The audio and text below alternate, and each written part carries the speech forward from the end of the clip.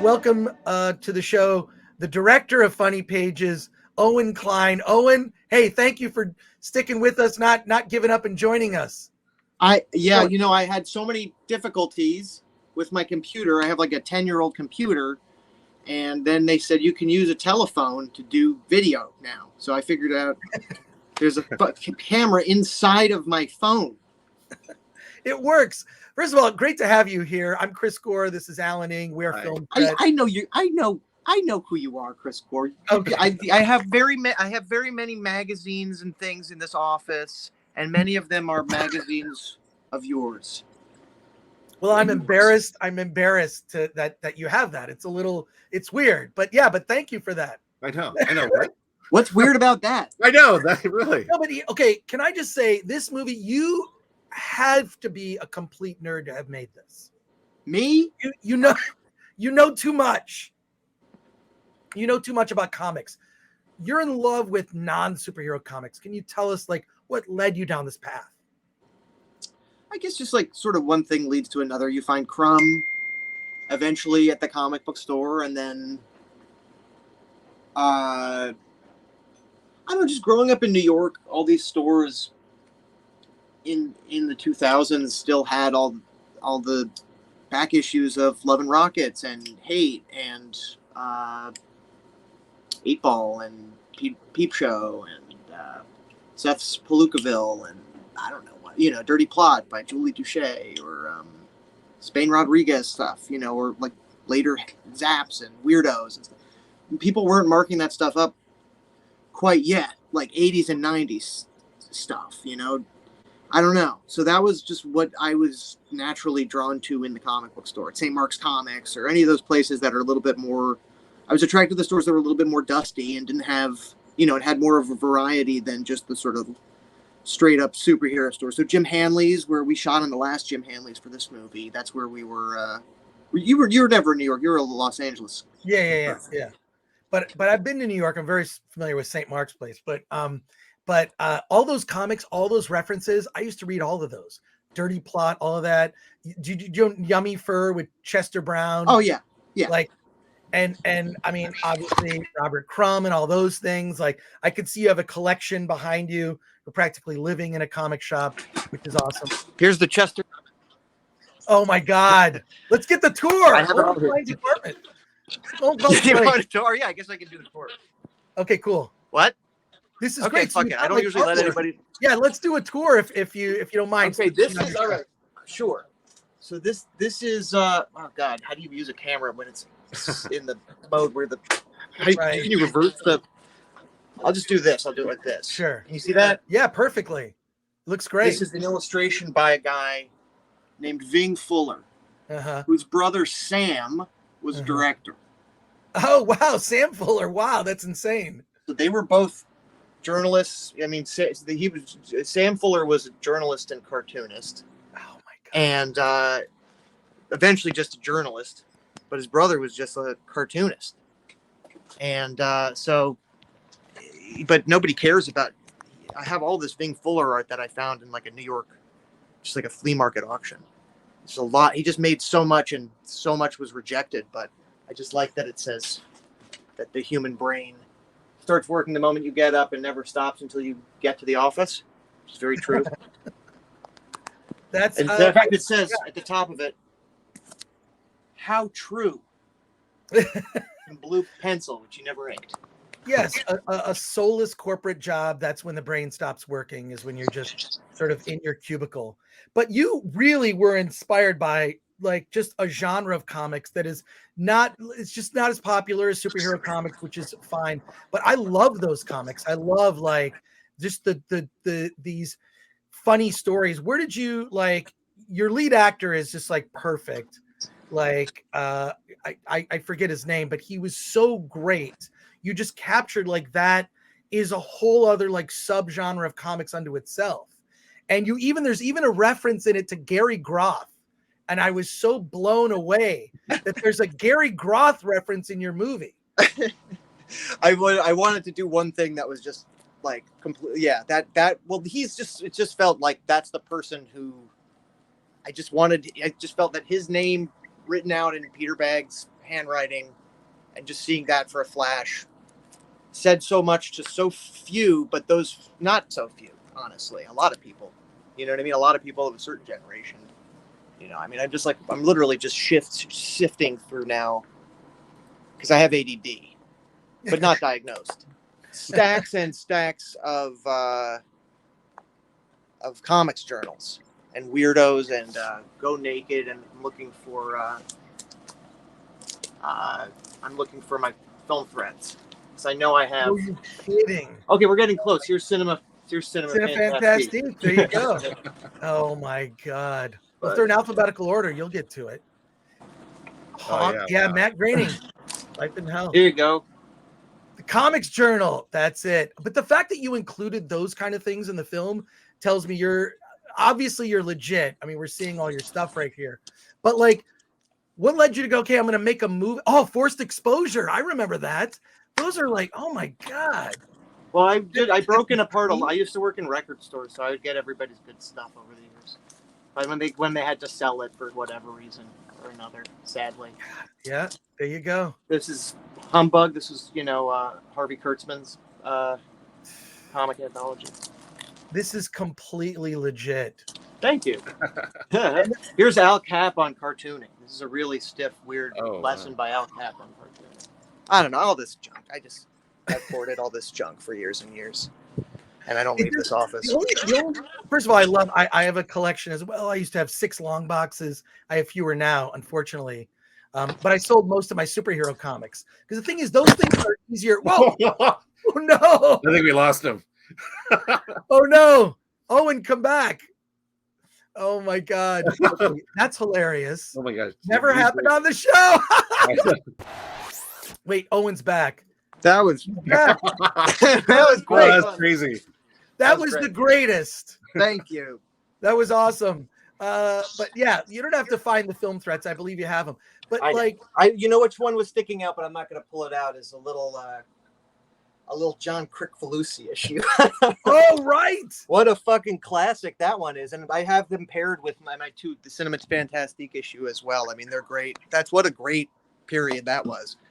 That was crazy. That was when it's like, oh, a cartoon show doesn't need to be some stupid commercial for toys. It could just be, a cat and a dog like fighting, like.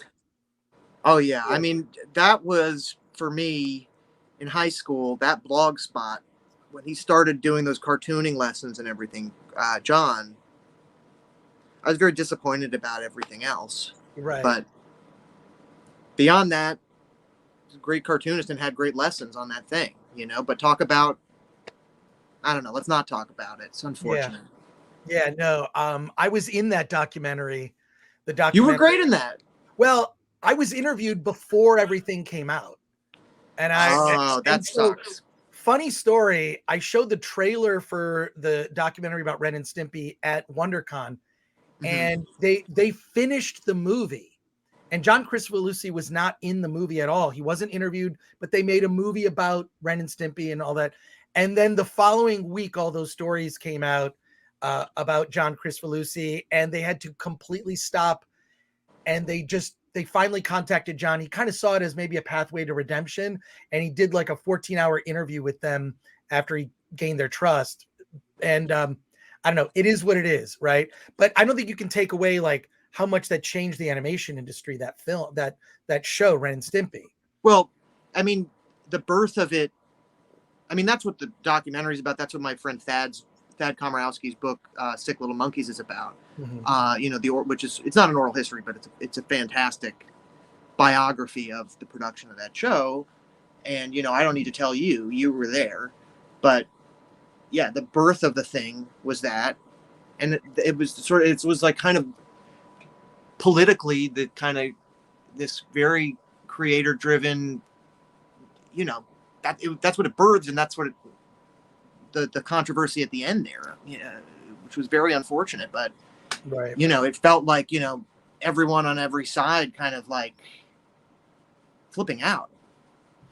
Yeah, it was weird because what was weird was my friend Glenn Barr lived in kind of this back guest house that I had at the time off Melrose. And Spumco was right down the street. So I was hanging out all the time with everyone, going to barbecues, hanging out, just like they would always, if ever I showed up there, everyone would just do a caricature of me, and it was incredibly mean. So I have a bunch of those sitting around, but it was fun to be on the inside and then also see it collapse, like just the splitting and then getting rid of John. And John was like this guy just holding up the dam of like executive control, and I believe he turned in all of the shows late, specifically because there'd be no time for notes. So, but you've now he did do that, it seems. Yeah, by everyone's account, that's what happened, and that's what I think he was like Ralph Bakshi, his hero, which we just ran Heavy Traffic last night at the Walter Reed. In relation to Funny Pages, they let me program some movies, and that was one of them. And seeing that and how liberated and insane that movie is, again, and that was a movie I watched over and over on video as a teenager, like just obsessively. By the way, we had this is totally aside. You'll have to get me back on track because I'm all sure. Oh no! But we had correspondence. We have? What happened? You and I? When? Yeah. Like I don't know, over like AOL emails, like years and years and years ago. Whoa, really? Okay. Yeah. Oh, that's crazy. I was like 14 or 15, just writing as a fan. Yeah. Oh, cool. Whatever. It was a long time ago. I was asking you some question. I don't remember what it was.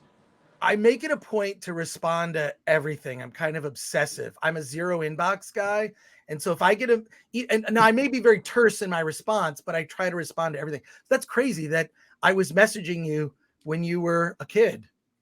Yeah, I mean, I was just an anonymous person, but yeah, whatever. So, where was I? I just remembered that and suddenly was struck by it. But you're in the Squid and the Whale, which was one of my favorite. Around that time, and you were like, yeah. "Oh, wait, you're in that." Oh, I love that movie. Talking about it or something. I don't know. Oh, it's such a good film. It's such a and Noah Baumbach directed that, right? Like, yeah.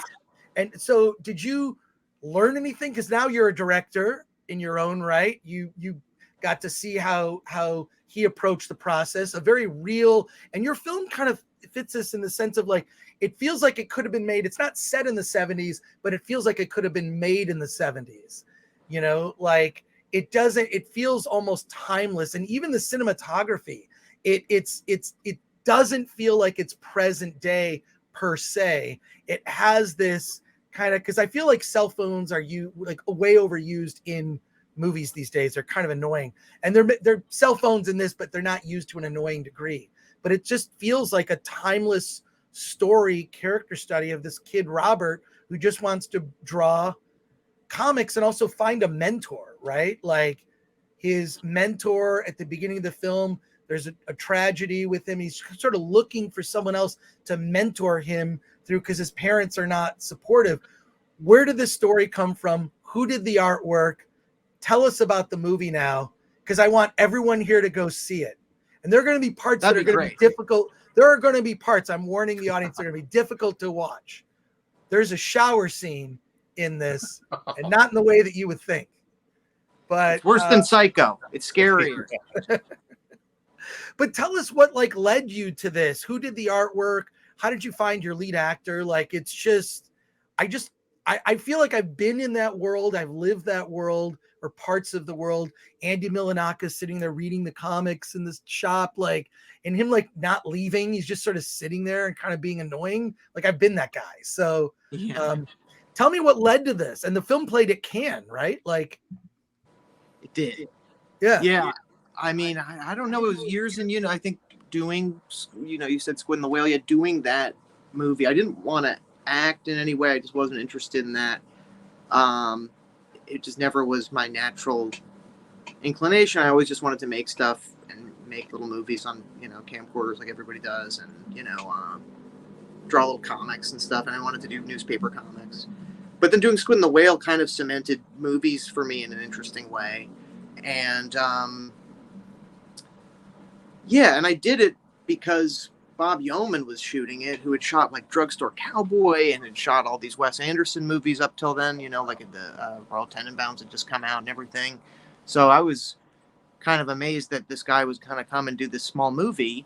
And the agreement was kind of like, I'll do this if like I can sort of pay attention to what he's doing in some kind of way, and, you know, like have an ear to that. And he was really inclusive about his decisions and motivations for that movie, which was a pretty particular kind of tactile handheld style that they went for. It was like pretty European, obviously, and like just, it was like, I don't know, there hadn't been like a handheld 16 millimeter kind of movie that had a slightly intimate, weird quality because of that. And I think that was being a part of that and seeing how that was, you know, just coming from doing shit on a camcorder handheld by, you know, just sort of instinct, you know what I mean? Without any kind of you know, just futzing around with the camera or whatever.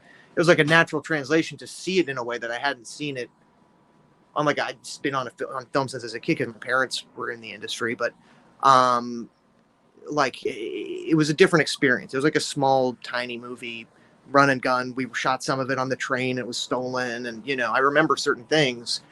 And the details of it were all the fabric of his. Oh, I know. Internet. It's okay. So, Oh. you still hear me? Yeah, you're back. Yeah, it's cool. Can you hear me? Yeah, yep. Okay, sorry, I pressed a button. But what was I talking about?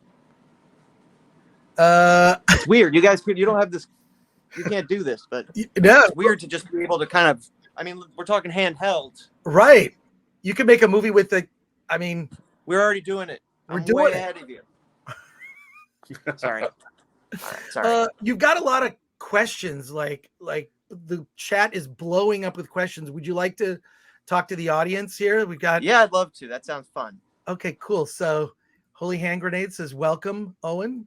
Solomon Thornton says, "Hello, Sir Owen." Shelby Hello, AC Sir says, Solomon. Shelby AC says, "Dig that Jerry Lewis jacket, my man." There you go. It's awesome. That's a pin. It's this. I won the spelling bee as a child. You did? No, that's I found that. I know Bob Furmanek, who was Jerry Lewis's archivist, gave me that as a gift. Bethel Games asks, okay, Owen, does look like he would draw funny pages. Well, there you go. Dempsey says, nice. What role does music play in your film? The role of music. All right. I love that answer. No. I'll tell you, actually, I'd love to talk about that for a second. Okay. And I'm glad someone else loves the button. And the role of music, you know, I grew up going to like flea markets and trading junk, paper and records and 45s. And I collect a lot of most of these are like novelty records. Like I just always collected like cheap novelty records. They don't cost anything. A lot of this is also like country and pop and stuff, 60 stuff, but 50 stuff. But like, you know, the stupid record, like Babysitting Boogie by like Buzz Clifford. Like, I think that's even in a John Waters movie or something, but just like picking up junk like that. That was like kind of what, as a 16-year-old, I loved and listened to. And my taste has matured since then. But like, that's a lot of the soundtrack is this kind of goofy novelty stuff and stuff. I worked at this label called Norton, who put out a lot of kind of primitive early rock and, rhythm and blues and rockabilly and country oddities, but a lot of stuff like that. And then, which is also adds to sort of the sensibility, even kind of like goofball sense of humor of the character, I think. And then Sean O'Hagan from Stereolab and his group, the High Llamas, did the score proper, and we kind of went for kind of a more like Italian thing with that. And he's like he did all the great kind of lush arrangements on the Stereolab records, you know, like warm brass and string arrangements and things like that. And he I don't know, he's like Brian Wilson or something with just, he can just chart, you give a melody and he can chart it all out for everybody. And it's a completely lost skill. So he did a score with theremin and a bunch of other instruments like the ones I mentioned. That kind of lush, it's a weird contrast with the other stuff, because the other stuff is sort of scratchy and harsh, but that's sort of the role of music, I guess.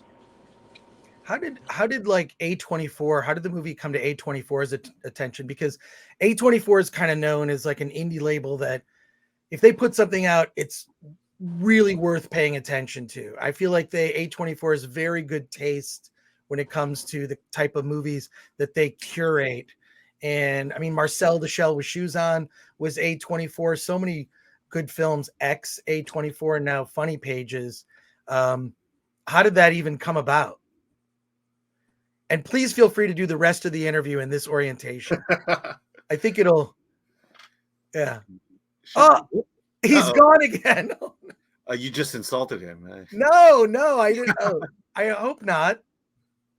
Shelby AC says this might be my favorite episode of this show. And way to get buried in your work.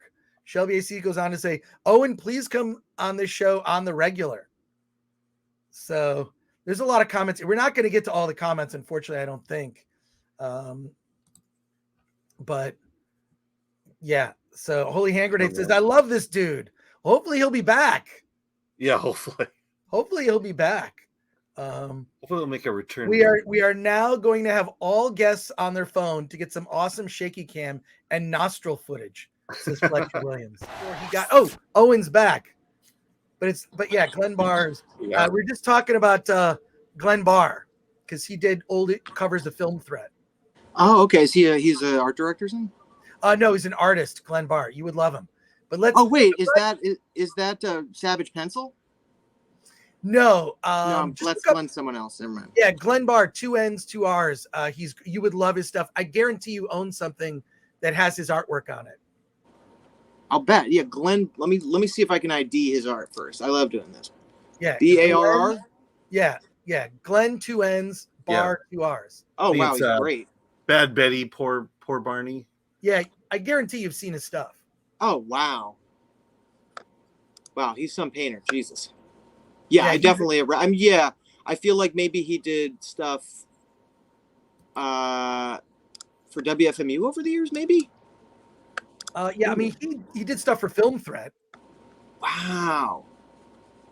Jeez. Okay, yeah, I totally recognize. He's definitely done like kind of satirical covers and things. Oh wow, yeah, he's fantastic. Well, I'll check it out later. That's amazing. All right, we've got about 100. I don't know how much time you have. I have plenty of time. In fact, I have plenty of time. Okay, well let's go through these questions. Dempsey says, "Do you have a process for writing like a special place or album that you play?" You know what's funny is that when I listen to music, I think about ideas and characters and things and dialogue and scenes, but I can't write and listen to music. I used to be able to do that, like I used to be able to like, in high school, you're watching TV and taping something off TV. You're like, I'd like be like taping David Letterman off the TV, and then I'd be like doing my homework and like listening to the Butthole Surfers on a CD player or something, and not paying attention to anything that I was doing in my homework or anything. And I don't do that anymore. That doesn't work for me, unfortunately.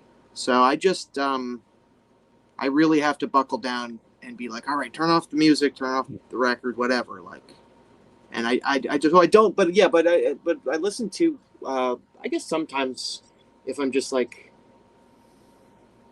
kind of just like free balling, like I do a lot of writing where I'm just not even, thinking, and it's just sort of like free writing where I try to just write stream of consciousness when I wake up and like write down my dreams or whatever, the first couple things that I remember, like red balloon, like this, that, and you write the details and then you figure out the narrative later and then you figure out what the hell's going on in it. And then you maybe apply that to something. But, like sometimes when I'm doing that, I'll like listen to music or something and I'll listen to like jazz. Like I just pulled out 3 things. Nothing will be more different than these 3 things. It'll be like, this Charlie Christian record. This is like the first record that one of the first records Thelonious Monk played on. It's a live record from '49, I think, on Esoteric Records. After Hours, Monroe's Harlem Mintons is the group. And it's Charlie Kristen and Dizzy Gillespie and Thelonious Monk on piano. Or The Process of Weeding Out. This is a relaxing album, the lounge record. You put it on when you kind of make cocktails and have a date over. You put this on your hi-fi system. I'm pretty sure it's not if it's Black Flag. I'm going to guess that that's not relaxing music necessarily. No. Well, the song Screw the Law on here, that one's sort of the like wind down. That's the That'll give you that's the slow dance.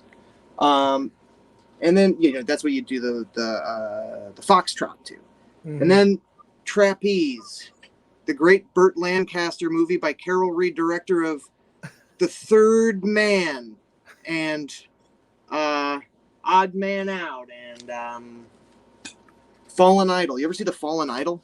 No, I haven't. That's a really eerie movie.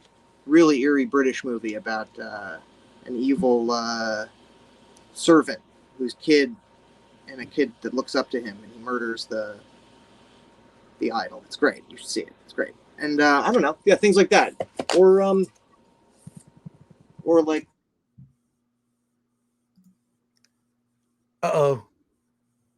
we may have lost Fiddle of Harry Choates. Just weird things from working at a record store. You get really bored of the same old rock music, so you start getting into weird things. All right. Lots of different things excite me and inspire me. I don't know. Here's another question. What? Amanda Nowicki says, what is the funniest story you have from spending time at your local comic shop? I'll tell you a really good one I was just thinking about the other day. There was this guy, he's kind of like a classic character about town. And it was at a party at this store, Rocket Ship, which was an indie comic store in Brooklyn. It's no longer around, but they used to have parties, and fun people would come through. Tony Millionaire would do a signing and get really loaded, and or Johnny Ryan or Kaz or Drew Friedman or Mark Newgarden, Art Spiegelman would come through. All these weird people would come through, and I'd watch these people get drunk while they drank like a Diet Coke or something. So I was like 15, but there was this like one guy that would, these were open parties, and there was one guy that would just come all the time, and it was sort of like not a welcome presence. He was like a daytime. He was fine in the daytime at the store, but the fact that he was like going to the Rocket Ship parties was like kind of a nightmare for everybody. So I don't know. I just remembered this guy getting finally the thing that like broke the straw that broke the very, very noble owner of the shop's camel's back. Was this like they had these tiki torches, and the guy was like putting his hands through them and doing some like insane bit, and they were just like, "You're out of here," this and that, and he was really annoying. That's the most insane thing I'd ever seen, was like a guy who was like already kind of like disrupting the party, like take it to the next level, because he wasn't that much of a nuisance to like, but he really like brought it there. And as a kid, seeing that and seeing two adults interact in that way was really funny. But the funniest story, I think, spending time at a local comic shop, just the conversations that you overhear. You know what I mean? I don't know. Like I'm always more interested in the conversations of people who's like their world, their universe. I have no idea about their universe and what they're talking about. So like manga people are like, I love, like there's certain Shintaro Kago, I think is like a genius guy who's like a recent kind of like manga, like art comics curiosity for me. Very does like very, very grotesque stuff. It's not my predilections, but they're really just uninhibited, fucked up comics. But when I hear people talking about manga in a comic book store, whether it's like two teenage girls with green hair or like two 60-year-old men with green hair, like it's an amazing conversation to overhear, because it's like, it's just fly on the wall stuff that like, I don't know, it's out of like a Frederick Wiseman movie or something. Like you just don't have any context for it, and it's people who live in a completely different world. It's like Grey Gardens, but with like people talking about, I don't know. It's just, it's like fantasy worlds. You know what I mean? People into fantasy stuff in that regard. It's just, to be a fly on the wall, and it is, these are divine conversations. That's why I think you just don't walk into a comic book store. You kind of want to, it becomes a hangout, right? Like it's like a thing where you hang out. Like But it's like high school, like where there's different cliques in different corners, kind of. You know what I mean? You Right, got the guys right. in the back playing cards. You got these guys over here. You got the wise asses at the counter who don't like the superhero stuff. Right. You know? Patrick Lemire says Owen is a gem. I have a So- question about Thank you. in your film Robert's apartment.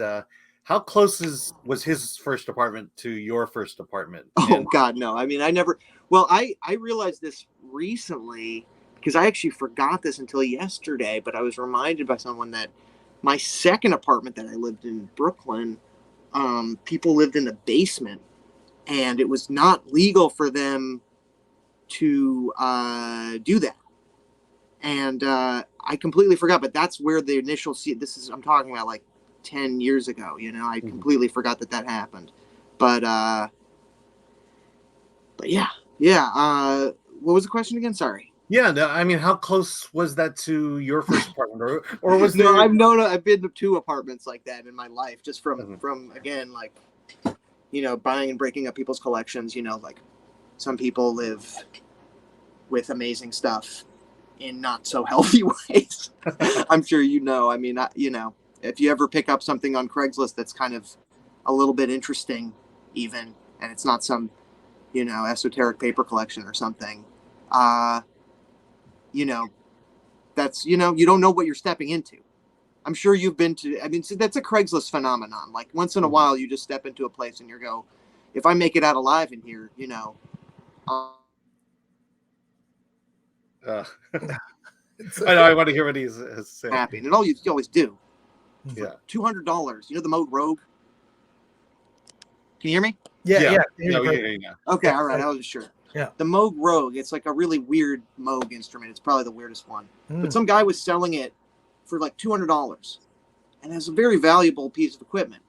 I bought it from him, but I trekked out there. I didn't realize where the address was. It was the Flushing, Queens, like waste depository. It was like he worked in like, so I went into this building and I'm trying to find this guy. And he's like, yeah, come here. He's like some, you know, stout, chubby guy. So I go like, you know, he's like, you know, it's like a garbage man who was like played drums. You know, I'd emailed with him a little bit. He had a Hotmail, you know, that was the first red flag. So then, no, I'm just kidding. I used to have a Hotmail. Hotmail's great. And then I walked down these damp steps towards this rumbling sound. It was like, it was like sounded like Doctor Who kind of music, you know, like the Delia Derbyshire, that classic theme. It was like, and I'm like, oh my God, he's gonna murder me with this Moog. I don't know what was going on, but he just had it set up with an amplifier and sold it to me.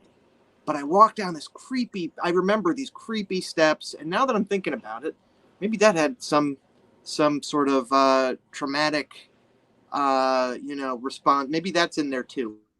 I don't know. Different things, different weird memories. It's all weird memories. The only memories I have are weird memories. Well, here's speaking of memories, Dempsey asks, I feel bad for asking because I don't want to derail the conversation. Do you have any good stories about working with John C. Reilly or just on that set Anniversary Party 2001? Yeah, it's a really long time ago, but I do have one very specific memory of John C. Reilly and probably not any others. Although I know John a little bit now. But you know, I didn't really know him then, but he like really, really, there was like a scene where everybody was sitting around like the living room and he was telling jokes and this and that, and they needed like reaction shots of us for some reason, and you know, laughing or whatever it was. And you know, it was just like, it wasn't, they were maybe rolling sound on it, but it was, what he was doing was just something stupid. And it was like him just telling some story about how he was farting for, I don't know, it just went on and on. You know, he was making all these farting sounds and was like obsessed with, it was just completely scatological and insane and perfect for like a 10-year-old kid. So that's how they got the shot. That's what I remember of him, and just thinking that it was like the funniest person I'd ever met. He's just this like, even then there's like something you can't put your finger on. It's like Pee-wee. It was like Pee-wee or something, where it's like, you know, you don't know as a kid, like, oh, it's a man-child in a way. But he has this kind of like kid-like goofy thing that, you know what I mean? I can't explain it. Kara asks, Owen, what is your dream project that you want to make? I'm trying to make it, so I don't want to say. I can't say, but I mean, All right. it's comedy. You know, I'm only really interested in comedy. Yeah. CD Stein 69 says, as a former comic store clerk, I'd have to say you got it pretty damn close to perfect. Where And did you then, work? I I love hearing about stories. Spaceman says, did you ever hang out at Forbidden Planet in Los Angeles? There's a Forbidden Planet in LA. So Yeah. I know Forbidden Planet in New York for many years, and I had many friends that worked there, and it's great, still a great store. And now, for some reason, it's the only store where you can get like weirdo Blu-rays. So all my friends, you know, now that's the only place in Union Square for bumming around. We go into Forbidden Planet in New York, and it's just, you know, they have something weird stuff on Blu-ray and, you know, Anchor Bay Blu-rays and all of this kind of stuff. God, I remember Something Weird. They put out so many good videos. It was that Psychotronic was another great like magazine. I mean, this is still my Bible. Yeah, you know? there you go. Psychotronic by Michael Weldon. God, that was like a Bible. It was great. It is the Bible. Yeah, for sure. It is the weirdest movies of all time. That's how you discover them right there. Jeff asks, how did you first get into these esoteric novelties and such that's in your collection? Was there someone who introduced you to the music and underground comics? Yeah, like older friends of mine. I mean, like working at Norton, finding them and working as a teenager, like when I was 14, working. Oh no. You know, Anthology Film Archives and all the Norton records in particular, Norton really got me into a lot of that stuff and their whole world. Some people just don't know, but they were kind of the first reissue label, you know, like Numero Group or one of these places now that sort of makes a living on reissuing older records. Like Norton was kind of like the ground zero for garage rock and primitive rock in general. Yeah, as I already said, probably, but so they taught me a lot in their sensibility and sense of humor. Taught me a lot, and yeah, Dave the Spaz's show on WFMU. A ton of people, WFMU DJs, and you know, just growing up and listening to WFMU was like also kind of hooked me and stuff. And yeah, just different record stores too in New York would just have a long box that just said novelty and stuff, and it was just always the cheapest stuff. So there was just I don't know. I just found goofy, kind of cheap novelty records to be amusing as a teenager. I miss I'm sure you remember those records that are just, you'd get them in a magazine, like Mad Magazine, and they do like a vinyl, you'd pull it out, and they were like very flimsy. Yeah, I'm sure you have some of those. I remember the Mad Magazine one. You'd play it and it would have 3 different endings. Like one of these, you mean? Yes, exactly. Yeah, Sometimes they were printed on the backs of cereal boxes or like in a magazine, like a flimsy black vinyl. Yeah. This is an underrated one. Like Noah's Job is pretty famous. Yeah, she lets me watch her mom fight. That's a funny one. And yeah, what does it start? Yeah, but see, that's on cardboard. The actual. Yeah, this is cardboard. Sounds like garbage. Sounds like it is because it is. It's garbage. But yeah, It's a Gas by Alfred E. Newman is probably the most famous one. Yeah. But also, She's Got a Nose Job. She's Got a Nose. G.G. Allen covered it as some crass version. I can't remember what his switch up was. Quest for I'm trying to create a short comic film. How do you stay focused on the goal? Oh no! Time. Oh, there you go. You were so scared you were going to lose me again. Okay. There's an alarm going off, but it wasn't for anything. It's okay. A comic film, comic book or comedic? I imagine comedic. How do you stay focused on the goal when doing it part time? Well, I did that for years. It's really difficult. You know, you just keep playing with it. You know what I mean? It depends on your process. I mean, I always did it the way that I did this movie, which was kind of pieced together in an insane way. It's kind of slow, but sure, but steady process of 6 years of finding a thing and, you know, twisting it and, you know, running out of money and getting a little bit more money and shooting and, you know, but it was like a pretty steady process of all that stuff. But, you know, I was doing short films, like I was working at record stores and video stores and everything, and just, you know, saving up a little bit of money at a time to shoot 16 millimeter. And then, you know, like just getting to shoot like a scene every couple of months on something, and or a couple like get like 2 or 3 days in, and then kind of go like, oh, well, like half of this kind of works, and then cutting that out, and then saving up a little, do a little more, and just being pretty zen and slow about it, but steady. If you actually set, time aside for it, which is the hardest part, and really go like, this is my block, and take that day off that you can afford to, like just keep monkeying around with a thing. Like if you can just find that focus, that's usually what it takes, I think. And then, because we're about to wrap up. Yeah. I'm sorry, but everyone wants to have you back. I'll come back in a heartbeat. Okay, what do you think of it? Not doing anything. I got to go to London in 2 weeks or something, or a week. But yeah, like this is all I do is just, I sell out of this room like stuff over the phone and on Facebook private groups and things. So I'm just in this room and usually talking on the phone. So I'll just throw you guys on in the background while I'm doing whatever. Yeah. Holy Hand Grenade says, even if he doesn't come back, this was the best interview so far of the show, in my opinion. Whoa. The best interview. That's really nice. Maybe the most technical problems, but the best interview.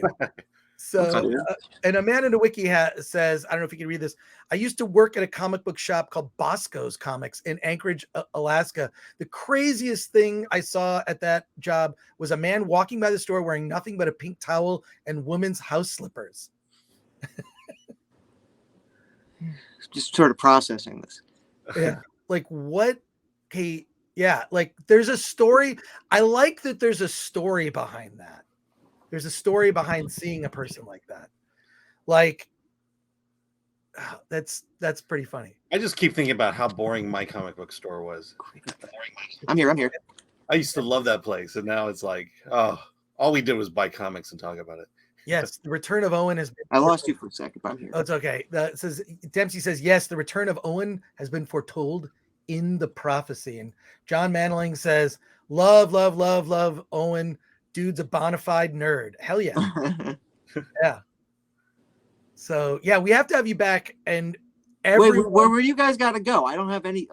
Well, they cleared all my prep. You guys got to go. You got to eat lunch. I actually have to. We've been doing this for 3 hours. I'm sorry. I missed all of it. Did I miss all of it? No. Well, we start the show at like 9 a.m. We talk about movies or just whatever. We talk to people in the chat. Wow. Then we have, on Fridays we have 1 or 2 filmmakers on. And we had a filmmaker on whose movie, The Invitation, also competition for you. Probably not, different audience. It's a vampire movie. There should be no competition. Yeah. Yes, but Funny Pages is out today in theaters, and it's out today. Please go. It's a small movie. Please go and tell people if you tell people. It's a small film. You got to tell people about it. It totally captures that the sort of obsession with underground comics, and your character Robert completely reminds me of a guy I know whose name is Robert. I work with him. His name is Robert Schwartz. He is the lead character in your movie. Like everything about, he's just like obsessed with like, I got to do nothing is going to get in the way of me doing the comic. And so I love that kind of like passion. Like you captured that. Like what it's like to be that singular minded. And I feel that it's only a matter of time where someone like that will reach whatever level of success or what you consider success. I think the problem is we put money as a barometer of success. I don't believe that. I think basically your artwork, lasting further on a timeline, that to me is real success. That to me is success. People are also in such a rush in this day and age, and it's like everybody's just too plugged in, I think. Right. But like you got to chip away at stuff. You got to chip away at your own brain and take space outside of your, your smartphones. And I'm gonna start sounding like Archie Bunker in a second. Right. These kids and their smartphones. Yeah, that's terrible, Archie Bunker. All Twisted Up is done. I'll go see it this week. So we got people. Look, good, awesome. Everyone's gonna see it. Please see the replay of this. And yeah, we unfortunately it's really fun. Also, I just want to say, like, because most people, I don't want to. I'll rent it on Showtime. Rent it online if you're afraid of going out and getting a mask and everything, and going into a theater and having some fun and laughing with a bunch of people, pissing your pants in the theater. It's in a theater. We've been doing these sneaks. and it's like it's been like a riot. You know, like I wrote it as a comedy, but it's like a pretty uncomfortable comedy. But like, it's like people have been like multiple people have been literally pissing themselves at this movie, and have written me being like, you know, like both me and my friend like wet myself. I got this message. Anyway, I'm not going to say who it was, but not that they were anybody, you know. Well, so the See it in a theater. See it in a theater. See Absolutely. Funny Pages in a theater. Wear a funny. diaper. Wear a diaper. Wear a diaper. Yeah, And and also try to see. Here's an Easter egg in the guy's basement apartment. There is a diaper rack, but nobody's ever caught it. There There's is. a diaper rack. You can see it. Oh my god! If in a split second when he's like in the door, when he's like kind of walking, and just look out for it. You look out for it. Try to spot the diaper rack. I mean, there are some things in there that definitely like are just like cringe and uncomfortable, and I love that kind of comedy. Yeah. So yeah, look, people are loving it. I'm seeing it this week, going to see it tomorrow. Awesome. Owen, I'm sorry you have to go. I actually have to go. Unfortunately, I have to. I gotta leave. But we gotta have you on where we'll just start you at the beginning of the show. And we'll just go for hours. Will you sign my issue of Freaked? That one?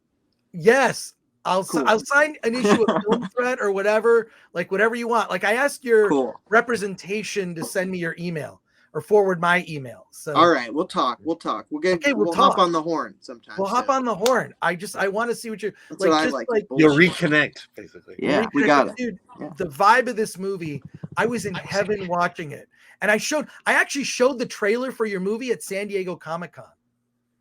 It was, so I don't know if that was legal, but I did it anyways. I didn't care. But I showed the trailer for Funny Pages at San Diego Comic-Con, and people, to a room of like 200 people, they were going nuts.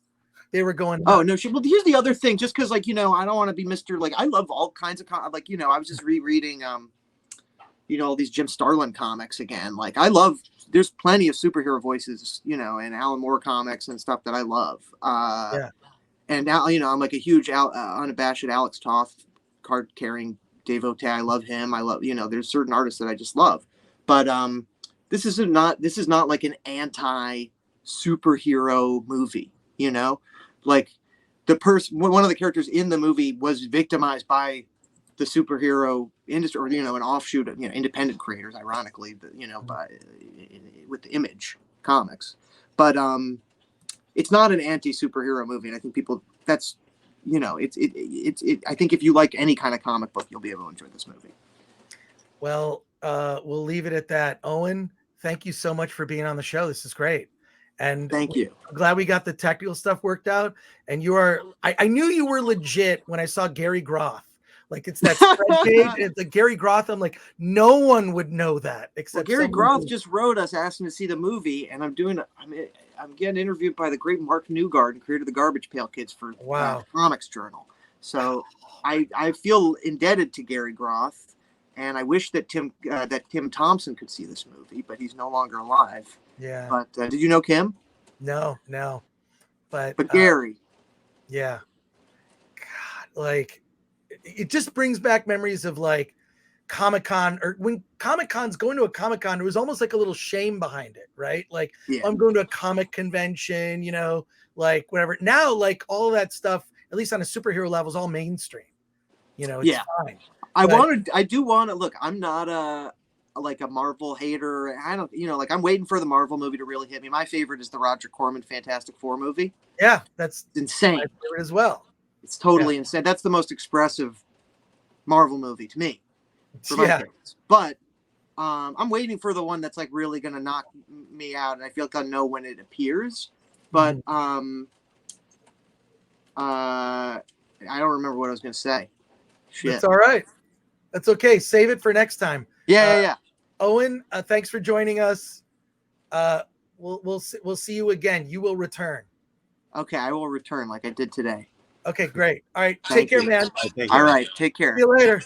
Awesome. Great. That's awesome. That was one of the best interviews ever, if not the best interview.